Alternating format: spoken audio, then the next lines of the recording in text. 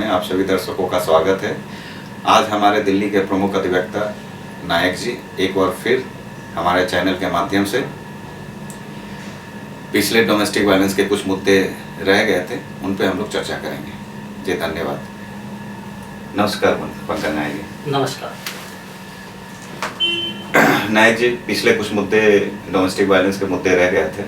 और पिछले वीडियो में हमने चर्चा की थी कि हमने पिछले वीडियो में जाना था कि डोमेस्टिक वायलेंस क्या है और कितने प्रकार की डोमेस्टिक वायलेंस होते हैं, या घरेलू हिंसा क्या है, कितने प्रकार की घरेलू हिंसा होती है। आज उन्हीं विषयों पे कुछ आगे चर्चा करेंगे। तो ये बताइए पंकज नायक जी कि डोमेस्टिक वायलेंस तो आपने ये बता दिया कि कई प्रकार के होते हैं, तो हम इनकी कुछ प्रक्रियाएं, कुछ अधिनियम, कुछ नए एक्टों के बारे में आपसे चर्चा करना चाहते हैं कि क्या किस तरह की प्रोसेस है फिर से। जी जी ऐसा है, अभी तक जो हमारी चर्चा का विषय था वो था एक बेसिक एस्पेक्ट हमारा ये था कि घरेलू महिला हिंसा कानून क्या होता है, ठीक है, क्या इसमें किस तरीके से हिंसा होती है और जो विक्टिम है वो कहाँ पे अप्रोच कर सकता है। अभी तक हमने जो डोमेस्टिक वायलेंस एक्ट रिलेटेड जो भी चीज़ें देखी, एक सामान्य पहलू देखा जी। लेकिन आज हम लोग जो चर्चा करने का विषय है, हमारा विषय है, वो मेन विषय ये है कि इसमें जो कानूनी प्रक्रिया है, पूरे कंप्लीट जो एक्ट है, किस तरीके से एक विक्टिम के लिए कानूनी प्रक्रिया का प्रावधान करता है। उसमें हमारा कोर्ट का क्या प्रोसेस होता है, कोर्ट में कैसे प्रोसीडिंग होती है, कैसे इसको रिलीफ प्रोवाइड किया जाता है, इन सारी चीज़ों पे हम लोग डिस्कशन करेंगे जी। तो नायक जी, हम ये जानना चाहते हैं कि अगर कोई विक्टिम घरेलू हिंसा के अगेंस्ट या जो पीड़ित है वो कुछ अपने किसी सदस्यों के प्रति, चाहे अपने पूरे घर के प्रति, अगर कोई अपने कानूनी रूप को आगे बढ़ाना चाहे तो क्या मतलब किस टाइप की प्रक्रिया होनी चाहिए और किस तरह की, और मतलब किस तरह से रास्ता उनको मिले कि वो उस तरह से आगे बढ़े जी कानून की तरफ। जी, डोमेस्टिक वायलेंस एक्ट जो 2005 में पास हुआ है, उसमें अगर घरेलू हिंसा की शिकार कोई भी महिला जी, जो कि पत्नी हो सकती है, बेटी हो सकती है, माँ हो सकती है, प्रेमिका हो सकती है, इन सारी चीज़ों का प्रोविजन किया है। और घरेलू हिंसा वो चाहे शारीरिक हो, मानसिक हो, भावनात्मक या किसी भी तरह की जो हिंसा है, उस हिंसा की अगर शिकार है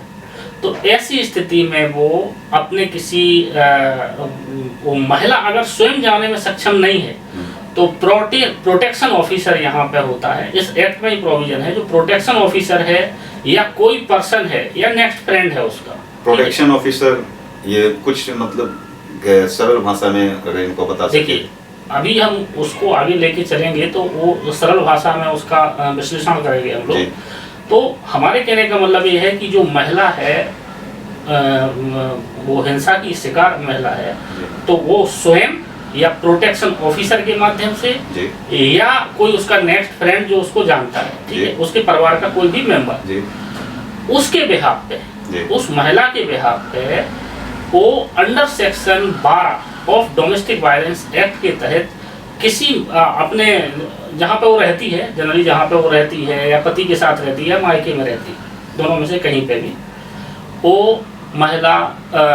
मजिस्ट्रेट के पास एक एप्लीकेशन फॉर्म में डोमेस्टिक वायलेंस से रिलेटेड जो भी उसकी कहानी है, जिस तरीके से डोमेस्टिक वायलेंस उसको हुआ है, शादी के बाद, कितने दिन बाद, किसने किया है, ये सारी चीज़ें अपने रिटन फॉर्म में, एक एप्लीकेशन फॉर्म में मजिस्ट्रेट के यहाँ दाखिल कर सकती है। ठीक है, जैसे ही वो मजिस्ट्रेट के यहाँ दाखिल करेगी उस चीज़ को, तो मजिस्ट्रेट उसके लिए नोटिस करेगा, दूसरी पार्टी के लिए नोटिस होता है। दूसरी पार्टी को जब नोटिस होगा तो दूसरी पार्टी को उसका जवाब देना होता है, ठीक है। तो ये एक कानूनी प्रक्रिया हो जाती है। दूसरी पार्टी जब उसका जवाब देगी, फिर उसके बाद इशू फ्रेम्स होते हैं, फिर एविडेंस वगैरह होता है, वो एक लीगल प्रोसेस चालू हो जाती है इसकी। इसके बाद इसी पर्टिकुलर एक्ट में 4 से 5 चीज़ों का जो प्रोविजन है वो किया गया है। जैसे इसमें जो सेक्शन 14 है 14 ऑफ डोमेस्टिक वायलेंस एक्ट, उसमें प्रोविजन किया गया है काउंसलिंग का। जैसे ही कोर्ट में केस दाखिल होता है, दोनों पार्टियां प्रेजेंट होती हैं,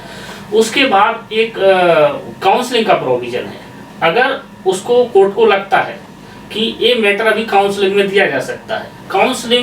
काउंसलर जो होते हैं वो गवर्नमेंट के द्वारा गवर्नमेंट अपॉइंट करती है। काउंसलिंग जो सोशल सेक्टर में जिनका एक्सपीरियंस होता है, घरेलू मामलों को सुलझाने का एक्सपीरियंस होते क्या हैं लोग, कौन कौन होते हैं? जो ऐसे मेंबर्स काउंसलिंग में अपॉइंट किए जाते हैं जिनको सोशल सेक्टर का काफी अच्छा नॉलेज होता है, जैसे कि कोई सब्जेक्ट मैटर आपका डिस्प्यूट, दोनों पार्टियों के बीच में डिस्प्यूट है, तो उन चीज़ों को सुलझाने का उनका अपना एक्सपीरियंस होता है। काउंसलिंग में किसी के ऊपर दबाव नहीं डाला जाता है। काउंसलर इन द सेंस, किसी भी सेक्टर में जो काउंसलर होते हैं उनका काम ये होता है काउंसलिंग करना। दोनों पार्टियों के बीच में मीडिएशन की अगर व्यवस्था है, अगर दोनों पार्टी मीडिएट होती हैं और समझौता करके जाना चाहती हैं, ऐसी स्थिति में काउंसलर उनको समझौता करके उनको घर भेज देते हैं। लेकिन इसी एक्ट में प्रोविजन है आगे सेक्शन 17, 18, 19, 20, 21, जो कि आपके लिए प्रोटेक्शन ऑफिसर अपॉइंट करता है। एक प्रोटेक्शन ऑफिसर अपॉइंट होता है। इसमें प्रोटेक्शन ऑफिसर का काम ये होता है कि जो एक डोमेस्टिक इंसिडेंट रिपोर्ट जो होती है, डोमेस्टिक घरेलू हिंसा की आपने जब एप्लीकेशन तैयार करी, एप्लीकेशन फाइल करके दी, तो वो जो प्रोटेक्शन ऑफिसर होता है उसका ये काम होता है, ये देखना, प्रोटेक्शन ऑफिसर का काम होता है कि देखना बाकी आपके साथ डोमेस्टिक इंसिडेंट हुआ है या नहीं हुआ है। तो कोर्ट में एक सीक्रेट रिपोर्ट जज के सामने देता है, जिसको DIR बोला जाता है, डोमेस्टिक इंसिडेंट रिपोर्ट। अगर उसमें लगता है कि हाँ इसके साथ शारीरिक हिंसा हुई है, ठीक है, ऐसी सिचुएशन में वो रिपोर्ट काफ़ी कारगर होती है, जो कि दोनों लोगों के, जज के और जो प्रोटेक्शन ऑफिसर होता है, दोनों की जो है उससे होती है। मतलब तो जो ये सीक्रेट ऑफिसर होते हैं सिर्फ शारीरिक हिंसा के ही रिपोर्ट में वो मददगार होते हैं, या सारी तरह की सारी तरह की हिंसा, जो कोई भी हिंसा आपके साथ हुई है उस हिंसा से रिलेटेड वो रिपोर्ट कोर्ट में दाखिल करते हैं, ठीक है। और इसी एक्ट में और फर्दर जो प्रोविजन है, अगर महिला डोमेस्टिक वायलेंस की शिकार है, तो डोमेस्टिक वायलेंस हम लोगों ने जो चर्चा करी है वो कई प्रकार का डोमेस्टिक वायलेंस है। इसमें ये हो सकता है कि पति से उसको मॉनेटरी रिलीफ ना मिलता हो, तो मॉनेटरी रिलीफ के लिए भी इस सेक्शन में उसी जो एप्लीकेशन है उसमें मॉनेटरी रिलीफ के लिए पैसे के, उसके लिए आर्थिक जो अभाव से पीड़ित ना रहे उसका भी वो दे सकती है। इसके बाद अगर बच्चे की कस्टडी हस्बैंड के पास है तो अंडर सेक्शन 21 में कस्टडी का भी प्रोविजन है। तो कस्टडी भी बच्चे की अगर जैसे 18 साल से कम का है, छोटा बच्चा है, तो कोर्ट ये कोशिश करती है कि कस्टडी माँ के पास रहे, फादर के पास ना रहे, तो कस्टडी का भी ऑर्डर कोर्ट से हो सकता है। इसके बाद आपके लिए कोर्ट को अगर ये लगता है कि इसका इमीडिएट इसको ऑर्डर देना है, जैसे मॉनेटरी रिलीफ का, ठीक है, तो इमीडिएटली इंतरिम जिसको बोला जाता है कि इंतरिम रिलीफ भी कोर्ट प्रोवाइड कर देती है। एक्स पार्टी ऑर्डर भी दे सकती है, अगर दूसरी पार्टी नहीं आती है उसके अभाव में एक्स पार्टी ऑर्डर भी कोर्ट कर सकती है। तो कोर्ट के लिए इसमें बहुत ज़्यादा कोर्ट के पास पावर होती है कि इमीडिएट अगर उस लेडीज के लिए लगता है कोर्ट को ऐसा कि इसको इमीडिएट रिलीफ देने की ज़रूरत है, तो इस तरीके की रिलीफ कोर्ट इसको प्रोवाइड कर सकती है। इसके लिए अलग से घर भी प्रोवाइड किया जाता है। एक होता है साझा घर, मतलब अगर कोर्ट को लगता है कि साझा घर में इसको रहना चाहिए या फिर अलग से इसको घर देना चाहिए, जिसकी, क्योंकि कोर्ट को अगर लगता है कि पति या इसके परिवार वाले साथ में अगर रहेंगे तो। अच्छा नायक जी, आपने बहुत सारी बातें बताई, कानून के हर पहलुओं पे बात किया, हर प्रक्रियाओं के बारे में बात की, पर कहीं ना कहीं आप भी मानते हैं और आम जनता या हम लोग आम व्यक्ति हैं एक तरह से हम भी, तो हम ये मानते हैं इसके कि आज के परिवेश में कानूनी प्रक्रियाएं इतनी जटिल हो गई हैं कि एक आम जनता जो रोज कमाने खाने के पीछे पड़ा हुआ है, वो एक दिन नहीं कमाए तो नहीं खा पाएगा। और वैसे व्यक्ति, वैसे समाज अगर पीड़ित है तो उन लोग को हिम्मत नहीं होती कि इतनी जटिल, जब ये कानूनी चीज इतना जटिल होने के बाद आर्थिक रूप से और सिस्टम के थ्रू इतना ये जटिलता देखते हैं इस सब चीज़ों में, तो कोई कानून को आगे, कानून के सामने आना ही नहीं चाहते हैं, डरते हैं लोग कानून के। बहुत सारे लोग होते हैं कि कहते हैं कि नहीं, कानून के पचड़े में नहीं पड़ना, ऐसा बोला जाता है कि कानून के पचड़े में नहीं पड़ना। तो ये इमेज बना हुआ है, चाहे वो पुलिस के बारे में हो या कानून के बारे में। तो जो व्यक्ति रोज दो रोटी के लिए कमा रहा है और दो रोटी कमाने के लिए रोज जा रहा है, और वो कानून से कैसे फेस करेगा कि अपने इस अन्याय को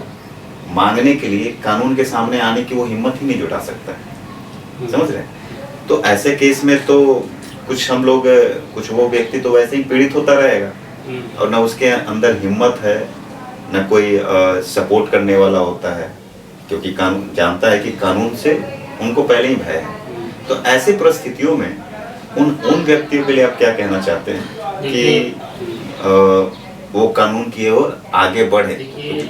कई बार हमारे सुप्रीम कोर्ट ने भी कहा है, कई सुप्रीम कोर्ट के जजेस हैं उन्होंने भी इस चीज़ को माना है, और कानून व्यवस्था में सभी लोग इस चीज़ को मानते हैं कि कानून जो है बड़े लोगों का, जो बड़े लोग हैं, पैसे वाले लोग हैं, कानूनी कार्रवाई या फिर जो कुछ भी कानूनी प्रक्रिया है उस चीज़ का जो पैसा खर्च करने वाली स्थिति है वो बड़े लोग ही कर सकते हैं उसको, ठीक है? छोटे लोग जो है कानून में नहीं आज के परिवेश में तो यही देखा जा रहा है। कई बार लोगों ने एक कानून की हमारी या जो सभी लोगों को समान अधिकार, जो हम लोग संवैधानिक अधिकारों की बात करते हैं कि सभी लोगों को समान अधिकार है, ठीक है? तो कहीं ना कहीं इस चीज़ को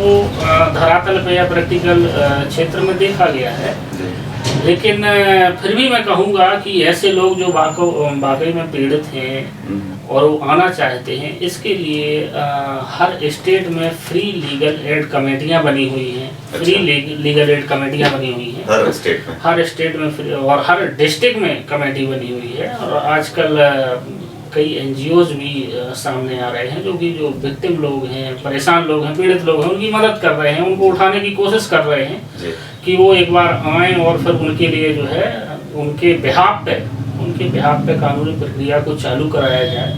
और उनको जो रिलीफ हम दिला सकते हैं कानून के माध्यम से, कोर्ट के माध्यम से,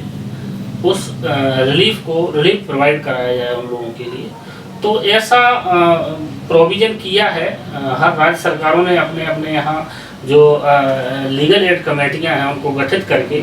और डिस्ट्रिक्ट लेवल पे भी ऐसी कमेटियाँ गठित हैं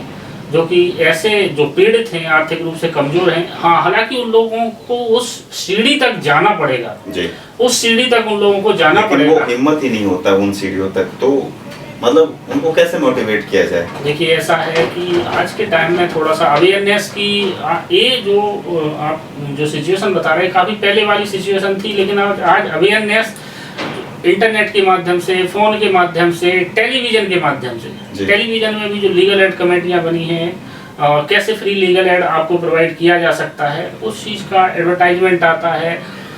सिटी में या छोटी छोटी जगहों पे उस चीज़ को लिख के कहीं ना कहीं ये बताया जाता है कि ये है, इस चीज़ का आप लाभ ले सकते हैं। और कमेटियाँ बनी हुई हैं, लोग एक दूसरे से चर्चा के माध्यम से,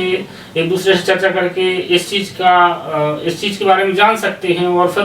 कोर्ट के दरवाजे तक वो लोग जा सकते हैं और अपनी चीज़ को वहाँ पर दिखा के और अपना रिलीफ ले सकते हैं। अच्छा नायक जी, एक मेरा अपना छोटा सा प्रश्न है, इसको आप कुछ पंक्तियों में आप अपना जवाब दीजिएगा कि आज के परिवेश में ये डोमेस्टिक वायलेंस होता है, या होता है तो क्यों होता है? देखिए, कहीं ना कहीं डोमेस्टिक वायलेंस के क्या कारण है डोमेस्टिक वायलेंस होने का? मतलब कारण तो हमें समझ में आ गया, लेकिन कहना कि डोमेस्टिक वायलेंस इस समाज में या समाज के किसी भी हर घर में ये उत्पन्न क्यों हो जाता है ऐसा चीज़ें? देखिए, जब किसी आदमी के प्रति, ठीक है, आप जब तक दूसरे आदमी को समझेंगे नहीं, जानेंगे नहीं, ठीक है, उसके साथ एक परिवार है, एक परिवार में जनरली क्या होता है कि ये जो डोमेस्टिक वायलेंस होता है वो पत्नी के साथ ही, जैसे डोमेस्टिक वायलेंस हमने देखा है केसेस जनरली पत्नी के साथ ही ये आते हैं, जो कि कोर्ट में आते हैं या फिर पुलिस थाने में ये सारी चीज़ें पहुंचती हैं। होता क्या है कि कोई नया सदस्य जब दूसरे परिवार से आता है तो पहले परिवार की जिम्मेदारी होती है कि उस जो नया आने वाला सदस्य है उस सदस्य के साथ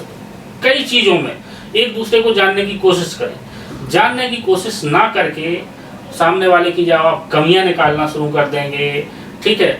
आर्थिक रूप से कमियां निकालेंगे, उसको मानसिक रूप से परेशान करेंगे, मतलब उसको कहीं ना कहीं आप शोषण का एक हथियार मान लेंगे कि इसका शोषण करना है। अगर आप अपने घर में जैसे अपने सदस्यों को, घर के सदस्यों को रखते हैं, अगर उस आने वाले सदस्य को भी उसी हद में उन्हीं चीज़ों के साथ रखेंगे तो मुझे नहीं लगता है कि डोमेस्टिक वायलेंस की इतनी ज़्यादा इस लेवल पे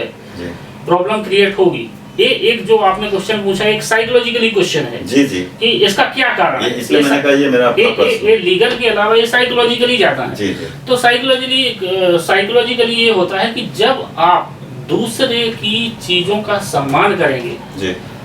दूसरे के हर एक चीज़ को आप मोटिवेट करेंगे, उसको सम्मानित करेंगे, कई चीज़ों में उसकी जो परेशानियां उसको समझने की कोशिश करेंगे, तो ऐसी सिचुएशन में हमें नहीं लगता कि इस लेवल पे क्योंकि डोमेस्टिक वायलेंस की जो समस्या है हमारे देश में बहुत ज़्यादा बढ़ गई है,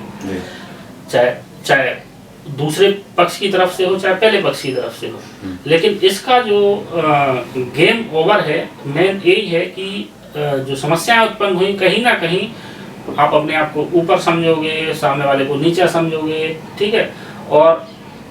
उसको उस लेवल पे जिस लेवल पे वो है वो भी आपको समझने की कोशिश करे, आपके परिवार को समझने की कोशिश करे, आप उसको और उसके परिवार को समझने की कोशिश करें, तो ऐसी स्थिति में हमें नहीं लगता कि ये समस्याएं उत्पन्न होंगी। जी अच्छा, बहुत बहुत धन्यवाद नायक जी, आपने और घरेलू हिंसा को विस्तार से बताने की कोशिश की है। आशा करते हैं कि हमारे दर्शक और जो हमारे व्यूअर हैं यूट्यूब के, उनको अच्छा लगा होगा नायक जी की बातें, और कुछ समझ हो सकता है उनको लिए हेल्पफुल मिला होगा। और आने वाले समय में इन्हीं डोमेस्टिक वायलेंस के कुछ पहलुओं पे बात करेंगे, जैसे डाइवोर्सन मेंटेनेंस की बातें हो गई, तो आने वाली वीडियो में हमारे इन मुद्दों पे बात करेंगे। तब तक के लिए हम और नायक जी के साथ आपसे विदा लेते हैं। नमस्कार।